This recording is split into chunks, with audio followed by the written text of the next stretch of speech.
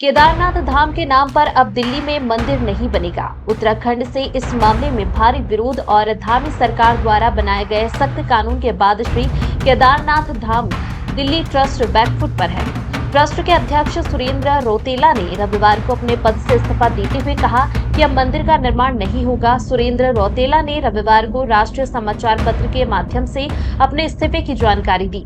साथ ही बताया कि ट्रस्ट के अध्यक्ष अब सुमन मित्तल होंगे। उधर ट्रस्ट के नए अध्यक्ष के रूप में सुमन मित्तल की तरफ से भी एक राष्ट्रीय अखबार में आर्टिकल देते हुए जानकारी साझा की कि श्री केदारनाथ धाम मंदिर में ऑनलाइन चंदा न देने लेने और ट्रस्ट बंद करने की प्रक्रिया का जिक्र किया गया है।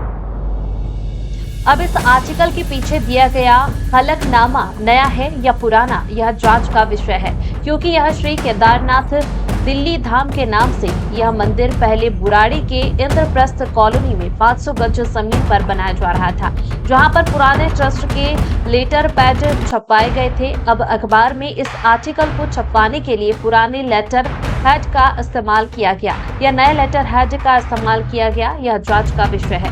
मेरा नाम है आचार्य रोहित पालीवाल। इस समय मैं अमृत विहार बी ब्लॉक गली नंबर 4 में रहता हूँ। जिस समय यहाँ भूमि पूजन हुआ था, मैं दिल्ली में नहीं था, मैं हरियाणा में भागवत में था। तो जिस प्रकार मैं सावन के समय में यहाँ पे आया, तब मैंने देखा दिव्य मंदिर ये उद्घाटन जो बना हुआ था, ये बना हुआ है। अब बीच में सुनने में आया कि 4 धामों में से एक भी धाम नहीं बनना चाहिए।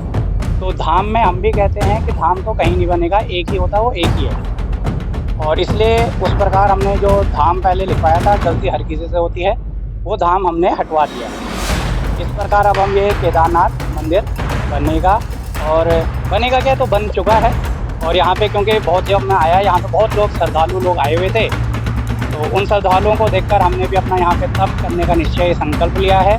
और जब तक ये मंदिर पूर्ण निर्माण नहीं हो जाता, तब तक मैं यहीं पर अपना संकल्प करूँगा। केदारनाथ मंदिर बनना चाहिए, यहाँ पर केदारनाथ मंदिर बनेगा।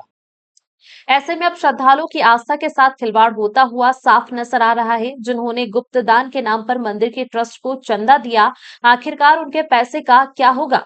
वहीं श्रद्धालुओं की आस्था है कि यहाँ मंदिर बनना चाहिए। आखिर मंदिर बनेगा या नहीं? लेकिन कहीं ना कहीं जिस तरीके से एक ही ट्रस्ट के पदाधिकारी मंदिर के ट्रस्ट से इस्तीफा देने की बात कर रहे हैं और इसी ट्रस्ट के दूसरे पदाधिकारी ने अध्यक्ष पद जिम्मेदारी लेने पर कहीं ना कहीं इस बीच अब ट्रस्ट पर ही बड़े सवाल खड़े होने लगे हैं। फिलहाल इस पूरे मामले पर ट्रस्ट का कोई भी पदाधिकारी कैमरे पर बोलने के लिए तैयार नहीं है।